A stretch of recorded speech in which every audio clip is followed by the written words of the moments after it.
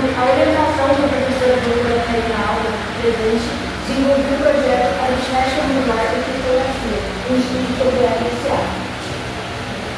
Na introdução, o que é a criptografia? A criptografia existe desde o primórdio da sociedade moderna, que é basicamente um método de transferir mensagens de forma segura, fazendo com que apenas o remetente e o destinatário de nova mensagem tenham acesso ao seu conteúdo, sem interferências externas. Um exemplo de criptografia é a cifra de César, que foi criada pelo imperador Júlio César para transmitir segredos de Estado e táticas de guerra. E apesar de possuir uma função extremamente simples, ela serviu durante muitos anos até ser quebrada, permitindo que os segredos do Estado de Roma fossem transmitidos de forma segura. Mas aqui no meu trabalho falaremos mais sobre a criptografia RSA. Aqui tem a introdução sobre o objetivo do trabalho. A criptografia RSA leva as iniciais de seus três criadores, William, Shamir e Eiler, que são três pesquisadores matemáticos que se juntaram para fazer um sistema de criptografia para assegurar dados, principalmente de forma digital.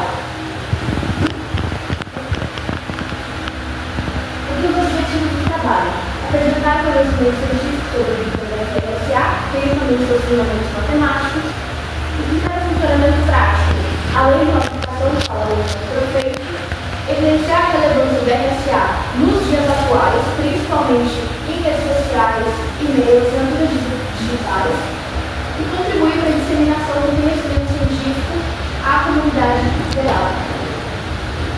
Aqui começamos a parte da nossa aplicação, desenvolvida por mim e pela professora Thalita. Para a segurança do RSA, é necessário que se obtenha números primos extremamente grandes.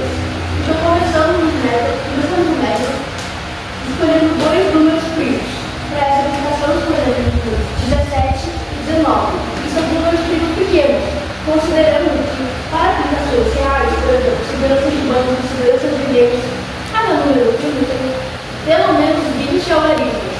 E multiplicando esses dois números com pelo menos 20 algarismos, teremos números enormes. Ou seja, seria muito difícil, praticamente impossível, capturar isso em tempo normal, em tempo polinomial. E atualmente é impossível faturar um tempo polinomial significativo números primos tão grandes nos computadores atuais. Porém, vou falar mais para frente sobre como está sendo mudado pela ascensão da computação quântica. Aqui começamos os cálculos, escolhendo dois primos. Aqui escolhemos 17 e 19. Começamos calculando o módulo que vai ser utilizado. N vai ser o módulo, vai ser P vezes Q.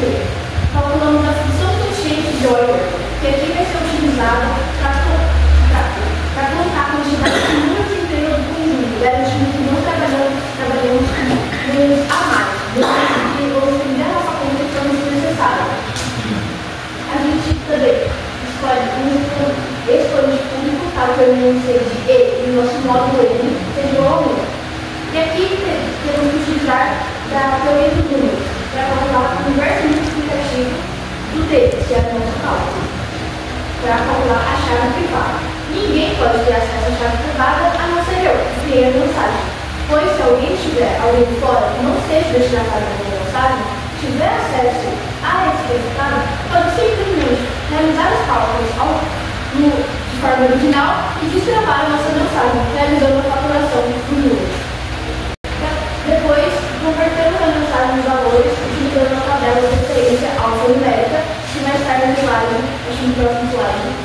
A cifragem é feita com C é igual a M elevado a E no módulo M, calculado anteriormente, e a decifragem é feita no M, que é igual a C elevado a D, também no módulo M. Aqui temos a tabela que é utilizada, ela é padronizada para esse tipo de criptografia. Então, sempre que esse tipo de criptografia for ser utilizado, nós precisamos usar a tabela à risca.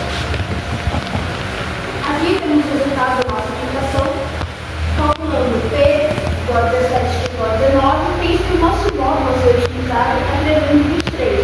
E o φ de N, o φ sendo o resultado do nosso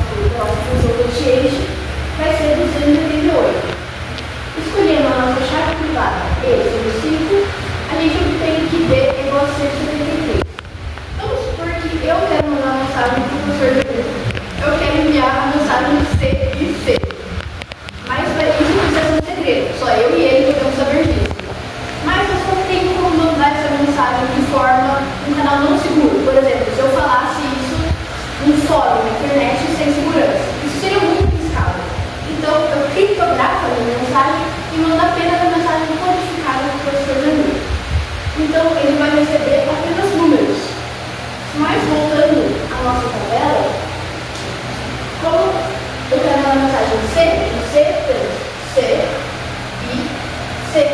Então, 030903. A minha mensagem foi completamente transformada em números.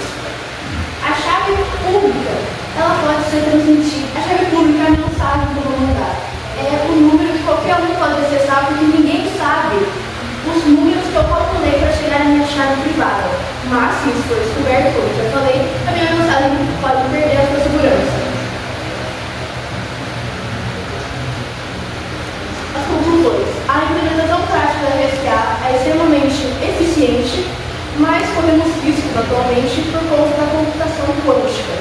O que é a computação quântica? São computadores que o público geral não tem acesso, não está vendo, não é publiciado, mas grandes empresas têm acesso a isso. Então, esses computadores conseguem quebrar esses códigos e por isso é importante que pesquisadores matemáticos invistam seu tempo em novas criptografias, em novas alternativas que não se baseiem meramente em falação de números muito grandes. Esse é o meu trabalho, meus agradecimentos, minha família, minha orientadora, minha escola. Muito obrigada pela atenção e é isso.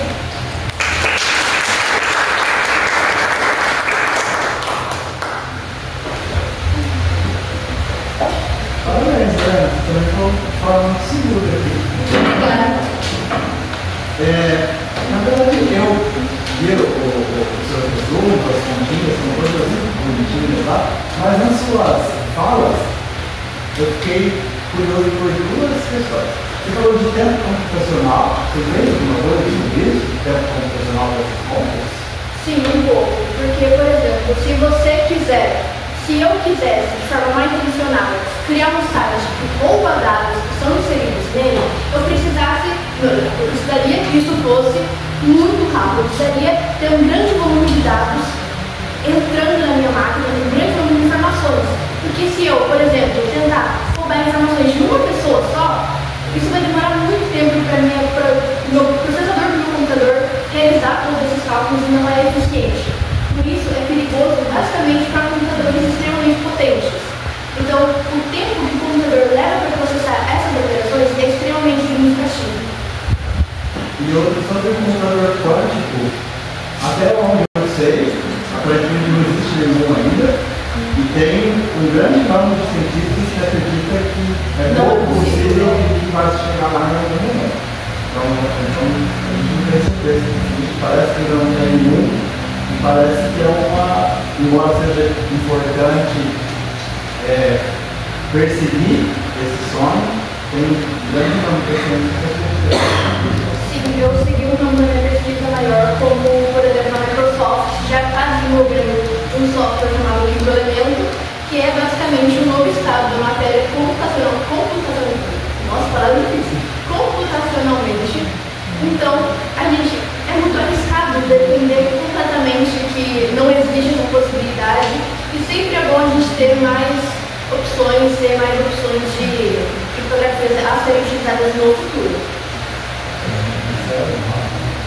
Interessante você ter visto o computador quântico, na verdade, é uma questão de falar mesmo. É uma miragem, por enquanto. Mas, vamos tentar. Você sabe me dizer assim, de fatos que aconteceram de verdade, essa fotografia, situações físicas? Sim. Por exemplo, quando o senhor quer mandar uma mensagem no WhatsApp para outra pessoa, lá em cima sempre fica escrito criptografia de ponta a ponta, porque a Meta utiliza o sistema de criptografia RSA nos seus aplicativos. Mas quantas mensagens a gente vê, quantas notícias a gente vê de que a Meta tem vazamento de dados, que a Meta tem política de vender os dados de seus usuários para estrangeiros, para empresas que compram esses dados para vender para pessoas mais patrocinadas. Então, sim, existe o vazamento desses dados, principalmente para quem armazena esses dados, principalmente para as empresas que de forma mal intencionada, os dados que elas mesmas armazenam